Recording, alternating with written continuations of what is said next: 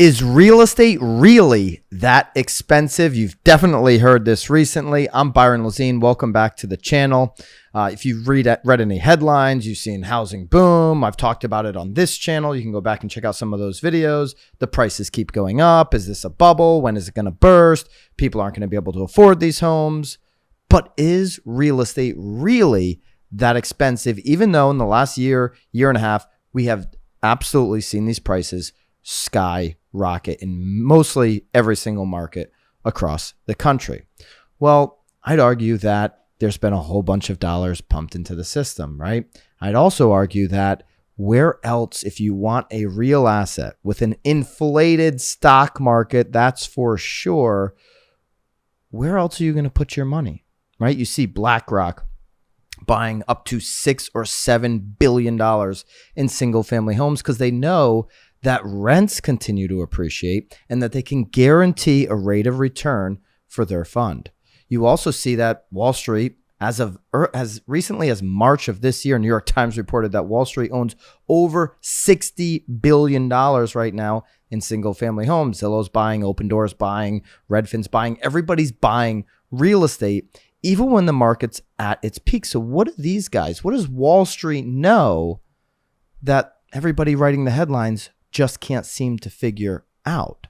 Why is real estate continuing to appreciate, and is it absolutely that expensive?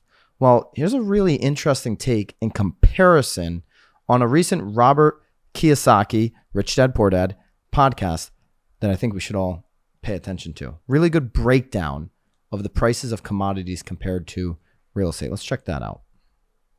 And then it becomes more accurate. And this is why you can't just compare it to one commodity, right? Everybody just compares housing prices to dollars. That's all they do. Why not compare it to a whole bunch of things that And like I said, dollars have been pumped into the system. They've been created overnight since March of 2020. every human needs.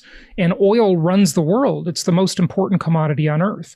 So in 1970, oil was only $3 a barrel, if you can believe that. $3 a barrel. And if you wanted to buy the median price house back in 1970, it was $22,600.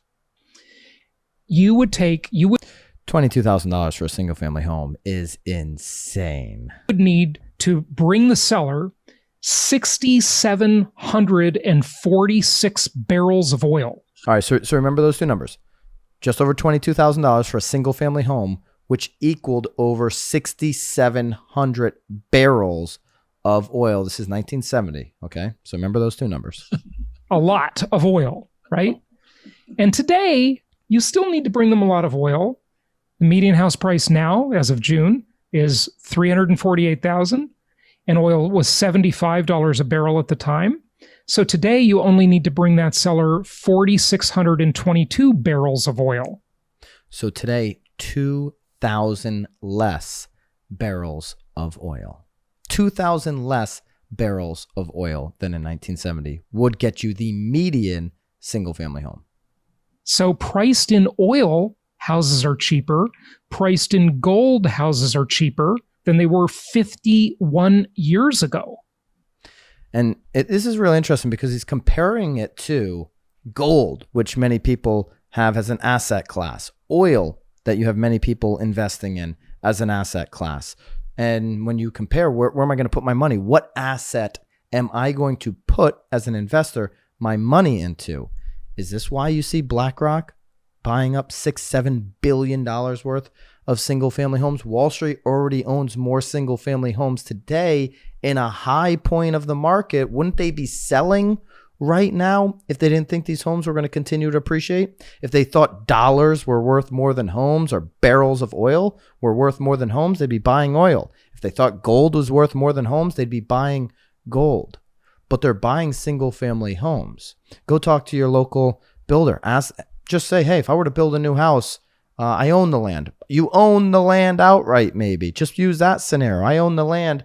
What would it cost to build the average size home in my community today? I promise you're going to be blown away at what it would cost for the material and the labor, right? Single family homes are always going to have a place in our economy, right? You need shelter, you need air, you need food, you need these essential things to live.